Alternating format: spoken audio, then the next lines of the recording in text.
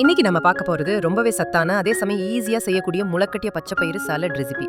இது உங்க ஆரோக்கியத்துக்கும் உடல் எடையை குறைக்கணும்னு நினைக்கிறவங்களுக்கும் ரொம்பவே நல்லது. முளைக்கட்டிய பச்சைப்பயிறு சாலட் செய்யறது ரொம்ப ஈஸிங்க. ஒரு கைப்பிடி பச்சைப்பயிரை நல்லா கழுவிட்டு ஒரு காட்டன் துணியில கட்டி வச்சிடுங்க. இல்லனா ஒரு மூடிய பாத்திரத்துல போட்டு வச்சிடுங்க. ஒரு நாள்ல நல்ல முளை வந்துடும். அதே மாதிரி வெந்தயத்தையும் 3 நாள் ஊற வைத்து முளைக்கட்டி ஃப்ரிட்ஜில் சேமித்து வைத்துக் கொள்ளலாம். இது சுண்டலுக்கு ஒரு தனி சுவையையும் சக்தியும் சேர்க்கும்.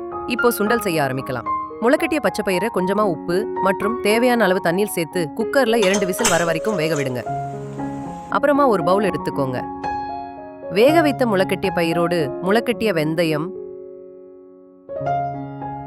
பொடியாக நறுக்கிய வெங்காயம், துருவிய மாங்காய், துருவிய கேரட், தேவைப்பட்டால் பொடியாக நறுக்கிய பச்சை மிளகாய், வேண்டான்னு நினைக்கிறவங்க இதை தவிர்த்திடலாம். அப்புறமா தேவைக்கேற்ப உப்பு, மிளகுத்தூள், மிளகாய்த்தூள், ஒரு கைப்பிடி நறுக்கிய கொத்தமல்லி மற்றும் அரை எலுமிச்சை பழத்தோட சாறு சேர்த்து நல்லா கலந்து விடுங்க. அவ்வளவுதாங்க, சூப்பரான முளைக்கட்டிய பச்சைப்பயிறு சுண்டல் ரெடி. முக்கியமா ஒண்ணு ஞாபகம் வச்சுக்கோங்க, முளைக்கட்டிய பயிரை வேக வைக்காமல் சாப்பிட்டால் பெரியவர்களுக்கும் சின்ன பசங்களுக்கும் செரிமான பிரச்சனை வர வாய்ப்பு இருக்கு. அதனால வேக வச்சு கொடுங்க. இந்த சுண்டல் உடம்புக்கு ரொம்ப நல்லதுங்க. உடல் எடையை குறைக்க விரும்புறவங்களுக்கு இது ஒரு பெஸ்ட் சாய்ஸ். ஏன் தெரியுமா? இதுல அதிக அளவு புரோட்டீன் மற்றும் நார்ச்சத்து இருக்கிறதால கொஞ்சமா சாப்பிட்டாலே வயிறு நிரம்பின மாதிரி இருக்கும். பசியை கட்டுப்படுத்தும். இதனால தேவையில்லாத ஸ்நாக்ஸ் சாப்பிடுறது குறையும். பச்சை பயிர்ல விட்டமின்கள், மினரல்ஸ் நிறைய இருக்கு.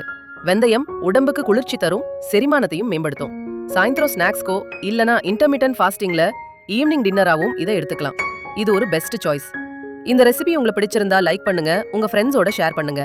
அடுத்த வீடியோல உங்களை பார்க்கறேன். பாய்.